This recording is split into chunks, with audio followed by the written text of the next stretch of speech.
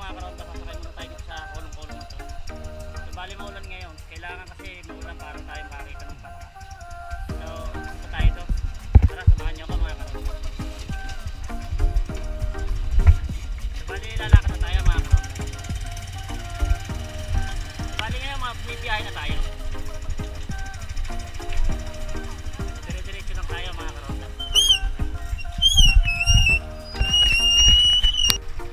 Bali mga karondas, sumobra lakas ng ulan ngayon, so kaya masyadong malakas ang ulan.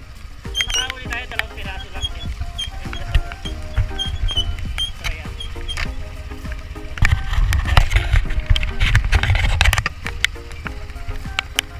So bali dire-diretso na tayo, punta tayo sa may side.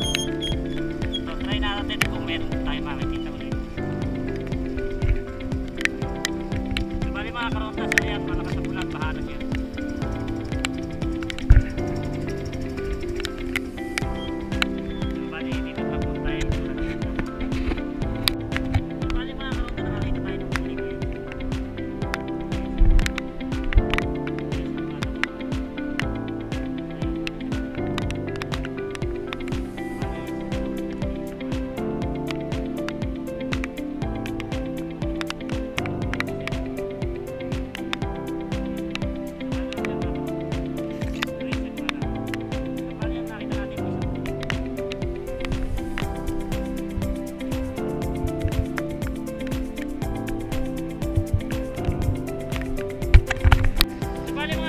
Marami na huli si karonda natin.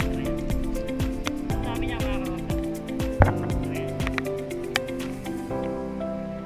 So, puro padakot lang mga karonda ang process ng paghuli niya. So, ayan sila mga karonda. Ang dami nila mga karonda. Ayan mga karonda.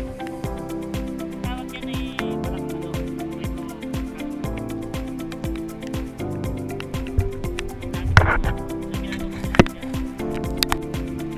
so bali mga karonda, dito na tayo sa ating sakyan dito sa may kulong. So bali pauwi na tayo mga karonda kasi medyo parang lalakas ng masyadong ulan. So abangan nyo na lang bukas yung pagluluto nyo. So bali papakita ko sa inyo mga karonda. So bali uwi na tayo mga karonda. So ganito na lang muna. Bye bye. So bali ayan na yung nahuli natin kagabing mga palaka mga karonda. So ayan siya. So ganyan ang pag-process sa kanya, babalatan siya. Ayan. So pag nabalatan siya, ganito na itsura niya. So hihiwa-hiwain siya ng ganito mga karonda. Ayan. So bali ang gagawin luto sa kanya mga karonda, adobo. So bali mga karonda, ayan yung process sa pagluto niya. Nauna yung luya daw. So bali ayun pa yung iba. Ayan, yung sibuyas at bawang mga karonda. So ganyan siya, halo-haloin nyo lang yung luya yan hanggang sa maluto mga karonda. So tuloy-tuloy lang yung paghahalo. So maya-maya, susunod naman yung bawang at sibuyas mga karonda. So bali yun nga mga karonda, nagkasama-sama na sila yung bawang at sibuyas. Ayan. Then ayun, nilagay na mga karonda yan. So ayan siya. So ayan, nakalagay na siya. So ang gagawin lang, luluin lalaga noon. Ayan. Hanggang parang mag-isa siya ganon.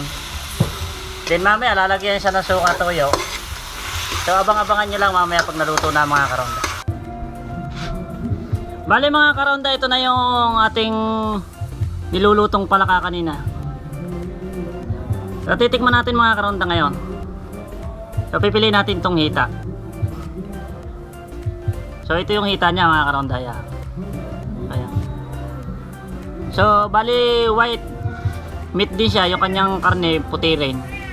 Kaya lang siya naging mapulang ganyan kasi inadobo nga mga karonda. So titikman natin. Masarap siya mga karonda. Lasang manok mga karonda. Ito kasi mga karonda, isa sa popular na kinakain dito sa Bulacan. Bali lumalabas lang sila dito pagka panahon ng sakahan or tag-ulan na. Lumalabas sila doon sa mga inaararong mga pitak. So ayun.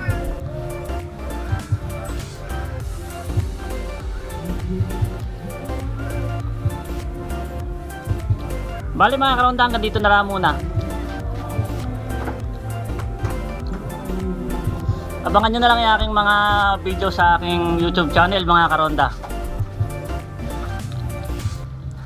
And papindot na rin ang notification bell para updated kayo lagi sa aking mga videos.